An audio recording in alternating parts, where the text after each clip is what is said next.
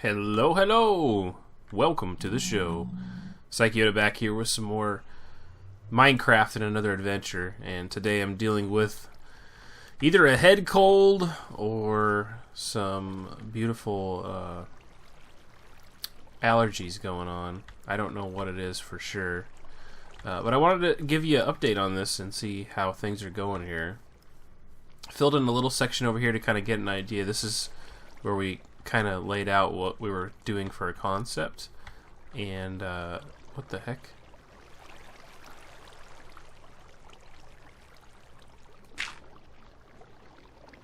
That is interesting.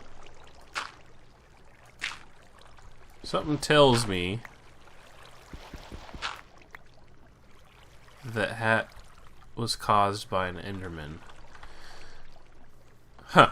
Anyway, so did a little bit of work, just kind of getting things laid out the way I want to get it laid out, and figuring out different things and how it's going to evolve from there. And so I started off with that one over there and laid some pumpkins out, and then I went over here and actually did a section.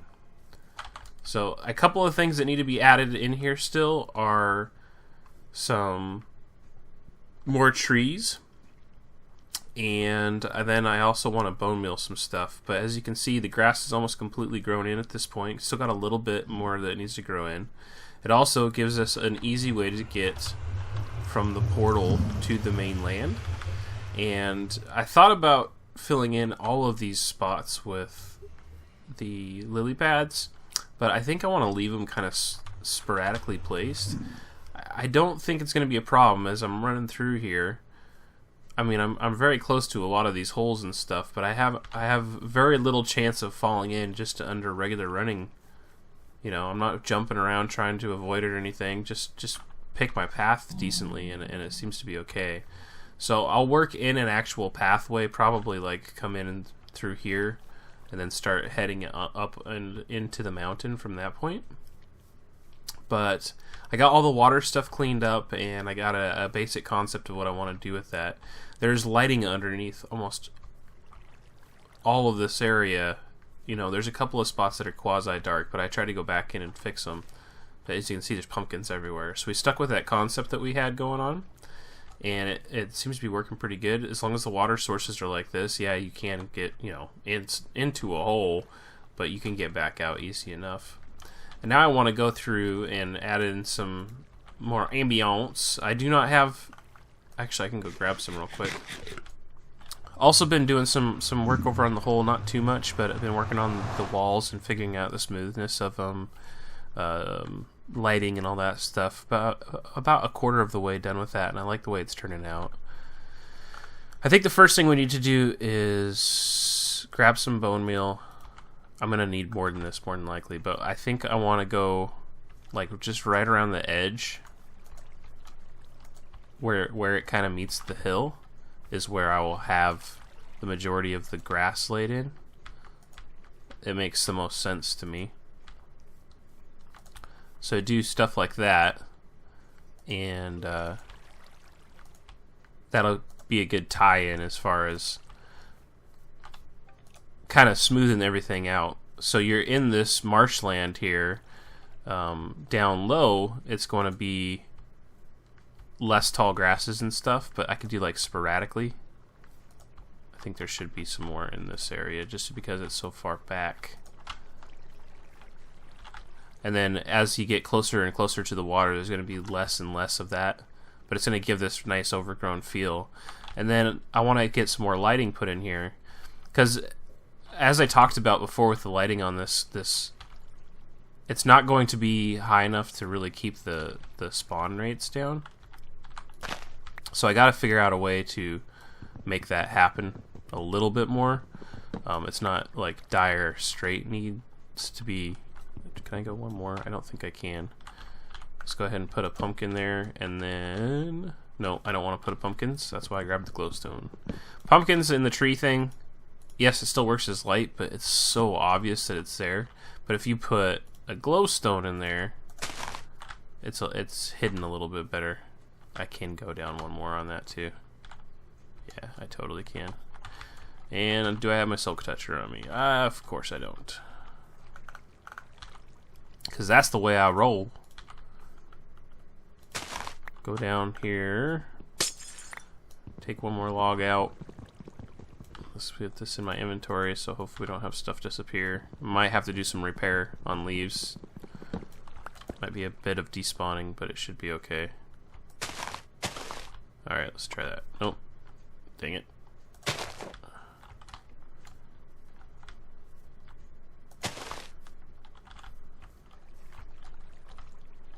How's this?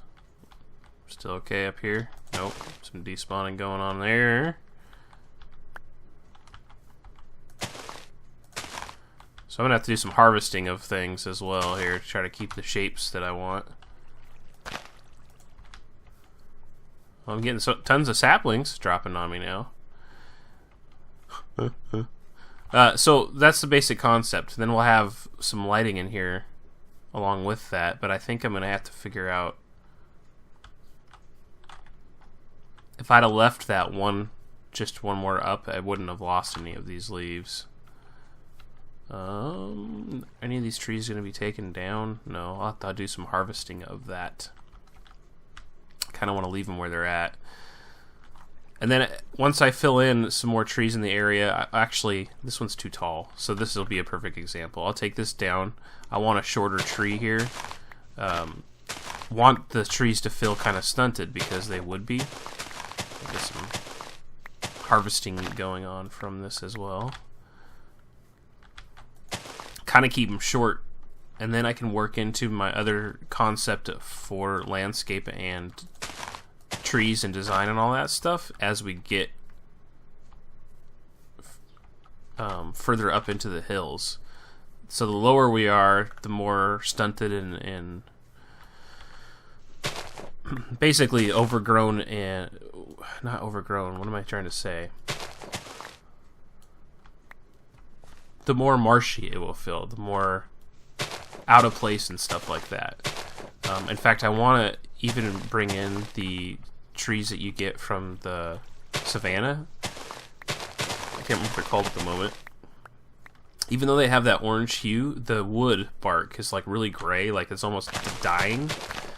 And it brings a really cool contrast into place. Now, a lot of people would automatically think gray, that means they're dry and dead, so you want to keep them in dry climates and stuff. And it is true to some extent, but you want to also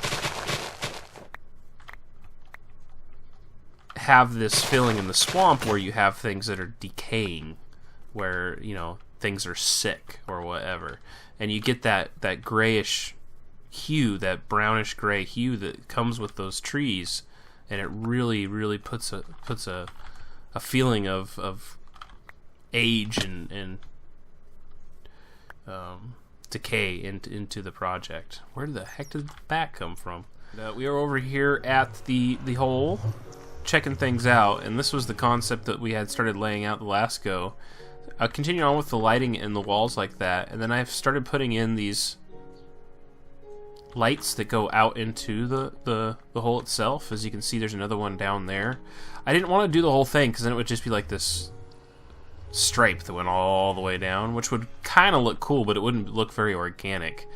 But it's pretty much that window you could see across to is where we've gotten to. Implemented a couple of lights where I felt it was needed in the ground. Decent layout as far as lighting goes. I think there is still going to be some spots that are going to be too... What do I keep on seeing? Oh, huh, interesting. I think there's going to be a couple of spots that will be dark enough that you can actually spawn it mobs in, but overall, I think the light level will be high enough we don't have to really worry about it. Providing that there's other areas that are dark that they can actually spawn, it shouldn't cause any issues. I like the way this turned out, though, with these different just little windows to take a look out into there. It's going to add more glass into it, really bring the whole concept and theme together. You also get a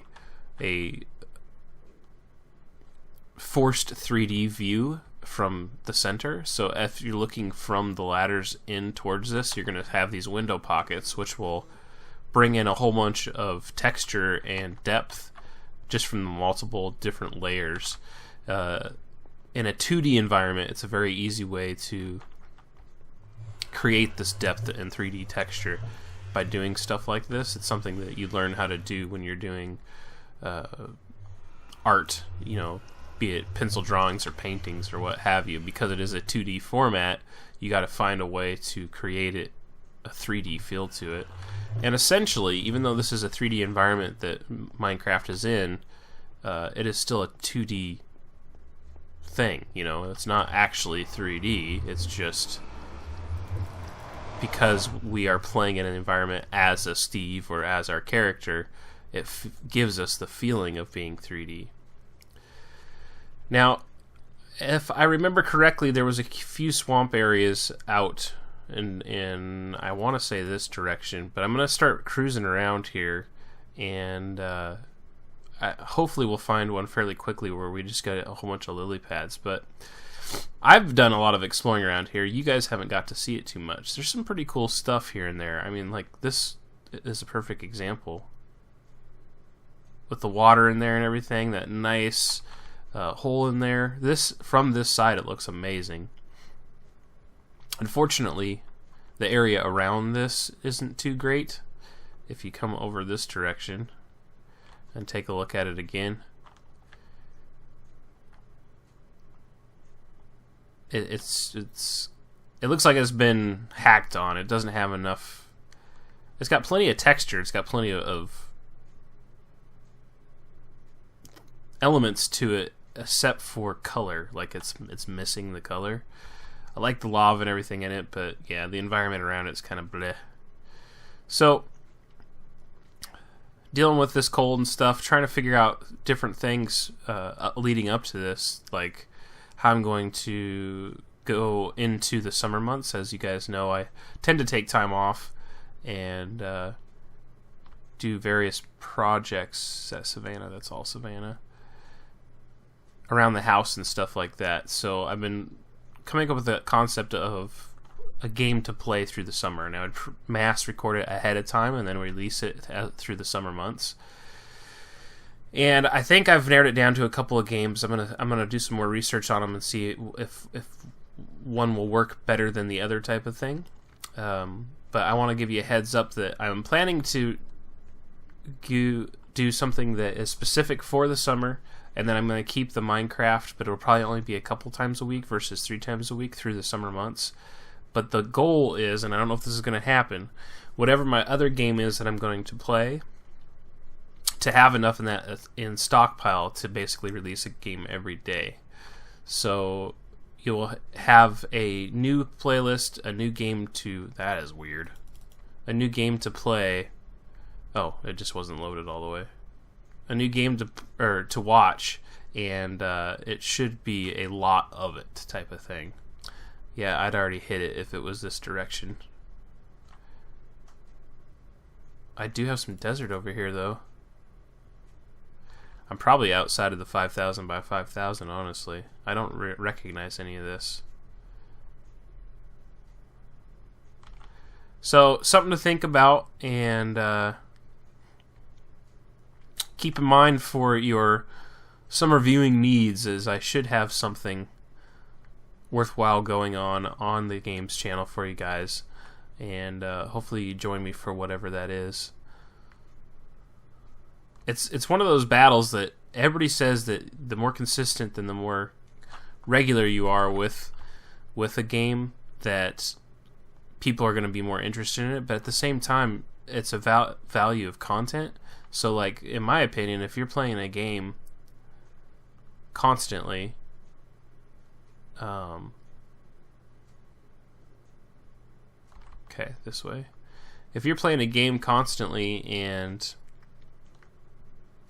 this is the backside of the island here that has, like, the cows and stuff right up there. This big, huge dark spot right underneath them. Isn't that crazy? Huge, like, hole. If you're doing that, you're Oh shoot, train of thought gone. If you're creating content regularly to get something out every day, you might be losing the value in the content. If you're releasing the content every day, you're also increasing the potential for people to get involved in it. But it's always like a struggle back and forth. Like, are you enjoying the game enough that you are not going to get burnt out recording that much material at one time or what have you? And as it always does, summer seems to creep up on me too quickly, and I don't get planned out as much as I ever intend to, type of thing. So I don't know. We'll see what happens. It's a very interesting time in games as far as I'm concerned. The games that are being released right now, there's a lot of good games, but it's a lot of games that are mass played, like mass played games versus LP games. You know, excuse me. The most easiest example I can use for that is like GTA 5. Right now, everybody's playing GTA 5. And when it first came out, people were streaming it or recording it to release on YouTube. But they found out very, very quickly that there was really no point in doing that because people aren't interested in... maybe over there. People aren't interested in watching a game played by 100 different people that they themselves are going to be playing constantly. When I was in the caves that were connected to the abandoned mine shafts, the second abandoned mine shaft that I went into when I was just clearing and lighting all that stuff up, I was down in the caves and I found a ravine and another abandoned mine shaft, and I, at that point in time, said, okay, I just need to come up. This is where I came up at, right here. So there's actually a lot of cave and stuff to explore down there still, which... It's not like super close to our base, but it's close enough that I'd be willing to venture down there and check it out. Something to do in the future.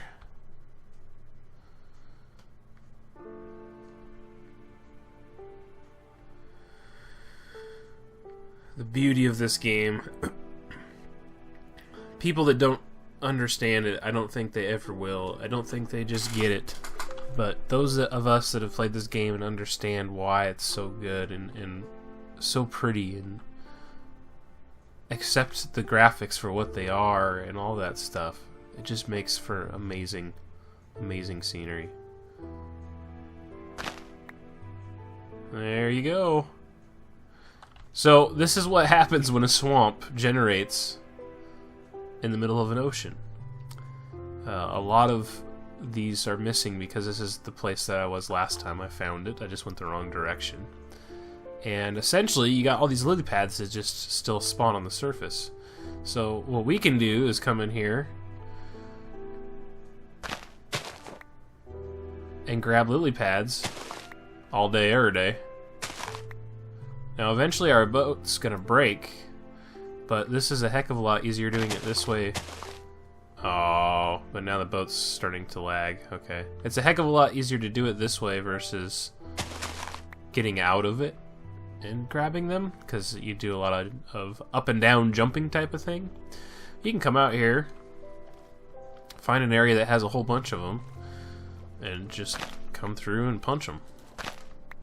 And I've gotten 2 stacks of lily pads this way in the past, just coming through here and grabbing as many as I can. Some areas are more dense than others. So, you know, you can be a little bit picky-choosy, especially if you find a big area like this, because there's some area over there I'm pretty sure I haven't even been in yet that's still swamp. And you just go through here and grab all the lily pads. Pretty simple thing to do. One of the few, and so far that is to say that we found, one of the few benefits to this kind of generation has been the ability to get lily pads in the middle of an ocean. We've talked about it many a times how bad the sand is to get mass quantities of in this kind of generation. Pretty much everything is a little bit more complicated to get just simply because of how the land is generated. But it was nice. It was nice to see this kind of thing happen. Now, along with this, so you have this weird generation with the lily pads, right? So these swamps will generate just like this, randomly in the middle of nowhere. And along with that, if there's supposed to be a witch hut, it will also generate. And it is forced to generate at sea level. So you'll have floating witch huts. The same applies to everything. The level at which things spawn at don't change. So if the terrain isn't there, and there's still an algorithm saying that there should be a witch hut, there should be a jungle temple, there should be a desert temple, there should be a ocean temple, all of those things still generate and spawn where they're supposed to be. So even if the ocean biome is land and it's above ground, deep ocean biome, and there's supposed to be an ocean temple there, it will create a hole in the 4 chunks that the temple spawns in. I think it's 4 chunks. Might be 1. And it will just put a hole in the landmass. Excuse me.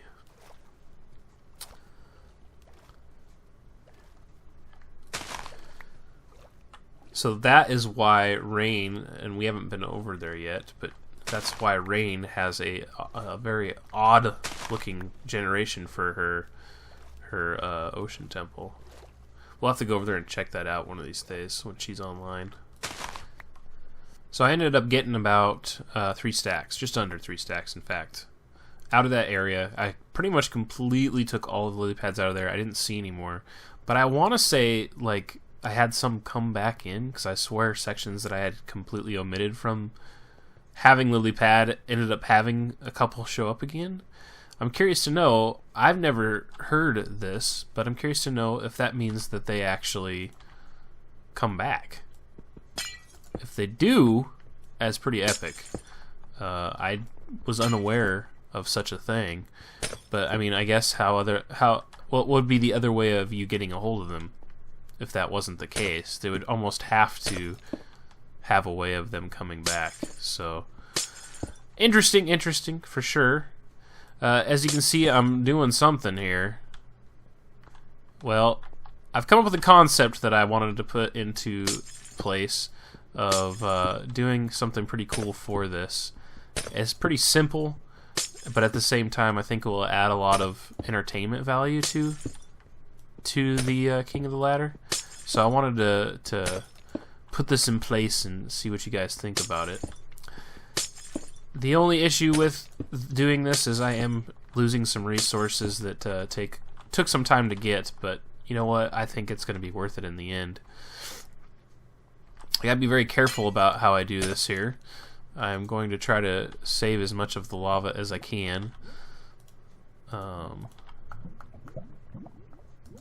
But I would like to see if this is going to work for us or not. So we are going to do our best to make it happen.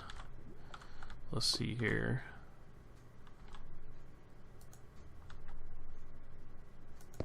Okay. Now, if I am correct in thinking, I should be able to place this down right here.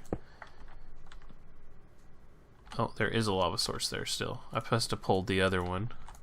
Got ourselves a situation here where lava is still everywhere that is visible from the top, so you don't have a weird issue of seeing all this stuff. There is a little bit that pokes through here, but not too badly. And then I think you guys can already see where I'm going with this based off of what's in my inventory. But I want to go ahead and put a piece of redstone there. I want to put that there. And one of those there. And one of those there. Let's see here. Oh, I think you got to run at it to get it to work, right? Uh-oh. Is this going to be a problem with multiplayer here? Do you have to put a delay on it? What the heck? I could have sworn. Let's try it from the side here. I didn't even hit it.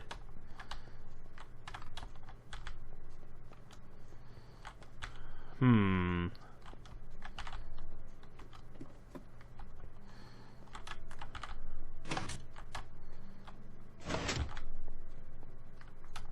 should be running over that though, right? There we go. It did work. Huh.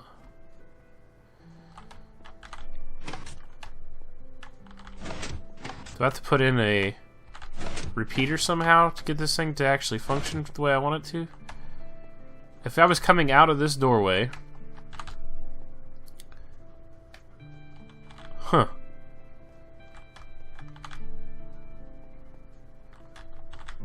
Interesting. I mean, it works. It's just you gotta hit it exactly perfect in order for it to happen.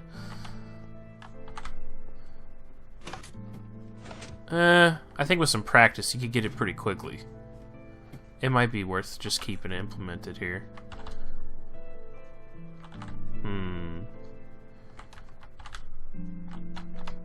Oops.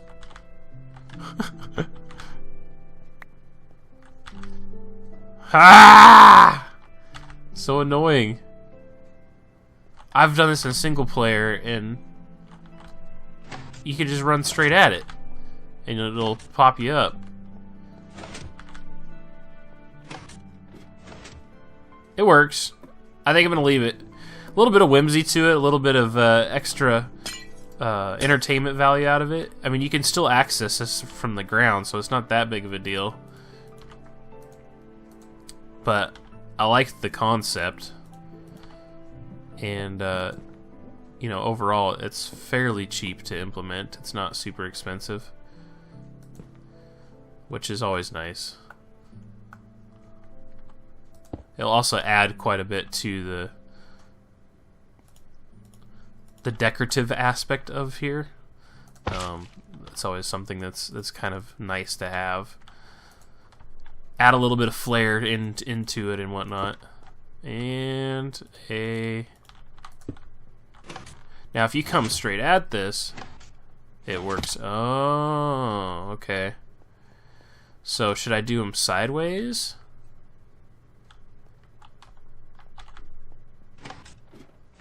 I mean, I could do that, no problem. I could implement... How do I want to do that? That would require quite a bit more obsidian, though.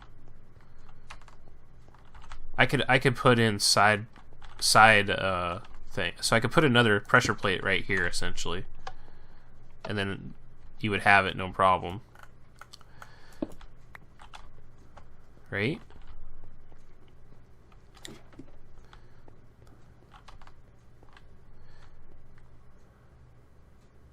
I'm going to start off with that. We'll play around with it a little bit and see what's what on that. I'm also going to have to go get more obsidian if I want to do that, which is fine. I know where there's some at the spawn, so we can go grab it from there. But I think that's going to wrap it up for this episode, guys. Still battling with cold and stuff here. I'm going to go ahead and take it easy, rest the voice and whatnot. As you can tell by the way I sound, I'm very much stuffed up, and hopefully I get better here pretty quickly, but I'm not feeling too terrible. I just have a head cold. I mean, or a situation that feels like a head cold anyway. So hopefully that all goes away as usual. Thanks for watching. Don't forget that like and subscribe if you enjoy my videos. I hope to see you here for the next one as we continue to explore, create, and conversate in Minecraft on another adventure. I'll see you next time. Woohoo! Yeah, I still like this stuff.